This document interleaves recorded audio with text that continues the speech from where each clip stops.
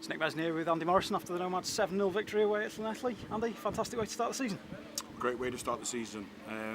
We've done a lot of work this week, Nick, in preparation for the game. And I went to watch them last week at Connah and saw some real qualities that they have. First and foremost, we nullified that, and then we exposed little things that we saw last week that we worked on in training this week. And listen, you plan for things, and sometimes they come off, sometimes they don't. But today we were very good and clinical, and apart from a 10-minute period at 3-0 where the lads started to think they were something they weren't, which we sorted out at half-time with some harsh words. They went out in the second half, and we looked really solid. We got into great shape, and if our midfielders are able to get their head up, with the pace that we've got with Bakary and Wignall, and then Declan Poole breaking, and the point of attack that Andy Owen and Wildy give us, we're a very hard team to stop, and it's a tough baptism for them. Prestaton had it last year, coming into us, and as I've just said on Scorio, Nick, with European football, we're probably a month ahead of them, so they'll definitely come good because they got too many good players in their team not to, and the score probably at the end is harsh because it seemed like when we got a shot on target, we scored. So really, really pleased, really clinical, and most importantly, a clean sheet.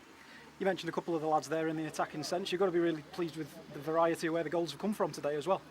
Yeah, we did.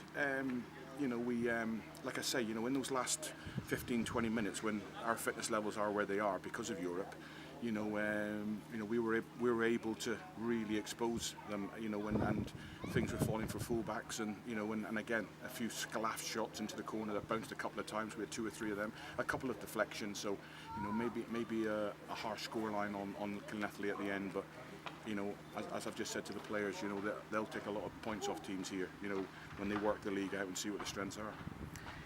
All now heads towards TNS next weekend. We know obviously that's going to be a massive test as they were 5-1 up last time we checked today.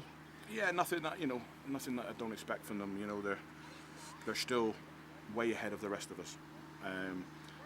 We're all playing catch up, and we're trying to close the gap as we closed it last year from the year before, and we're trying to get closer to them. But I'm under no illusions. They're streets ahead of us in infrastructure and everything else, in budget, in how long they've been at the top, and the resources that they have.